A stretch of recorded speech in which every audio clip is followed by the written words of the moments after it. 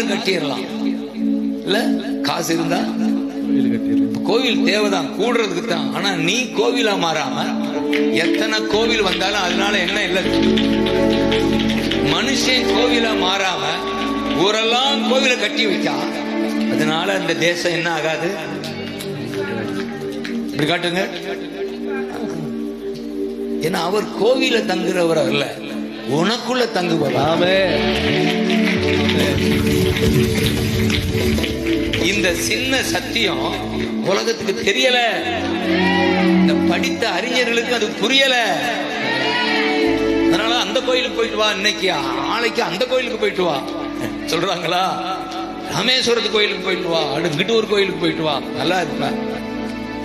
அது இல்ல, நீ கோவிலா மாறாம கோவிலா போனாலும் ஒண்ணுமே ஆகாது நான் சொல்ல முடியுமா?